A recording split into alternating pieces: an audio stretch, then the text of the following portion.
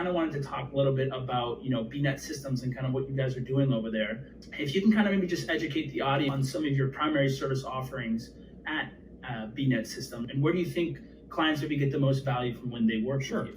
Okay, so we are what's called in the industry a managed services provider, or an MSP, which is a little too vague for me. What I usually call it is outsourced IT.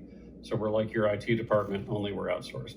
So we have engineers on the team. I would say I would boil it down to three different buckets of services. The bread and butter is our IT support services.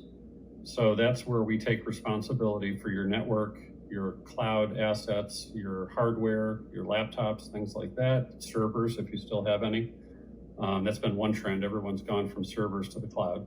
And we just make sure that they're patched and they're secure and they're running properly, good performance, and they're doing what people need. And that's kind of, that's probably, 50 or 60% of the work that we do is that. And from that, there will be little projects that come out like, oh, we're going to open a remote office. Can you set that up for us? Or, oh, we need something on Salesforce. Can you help us find someone to do that? That sort of thing. As our clients' servers get old and it's time to replace them, we always go and say, okay, you got a choice. We can buy you a new server, get it set up, and things will go status quo, or we can move you to the cloud. And the other is cybersecurity. And this is something that is just an unavoidable necessity these days. Of course, as part of our normal IT support services, we offer a standard suite of security services. So, everybody is going to have an encrypted hard drive. Everybody is going to use multi-factor authentication to log in. I am kind of curious though, what are some of the main challenges that maybe you see your clients are facing before they start working with you? And how do you help them solve those challenges once they obviously, onboard with you? Yeah, it'll depend, of course, a lot on the client. We have some clients that have kind of a Wild West mentality where they would allow their employees to go buy any computer they want and install anything they want on it. And so in that type of scenario, the challenge for us is to apply some discipline, which is, okay, it's a company computer.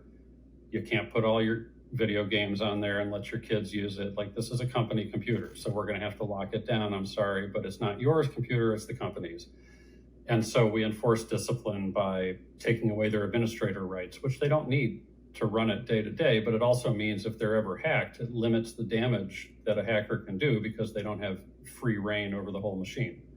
On the other side of the equation, we've got some places that already may have an IT person in place.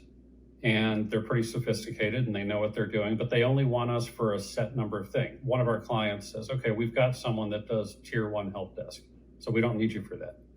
But we do need someone to take care of the servers and the cloud-based stuff. So we really want you for system administration work and any help desk stuff that our tier 1 guy can't deal with or is too busy for. Like, okay, we can do that. So in that situation, it's really important to develop what we call a permissions matrix.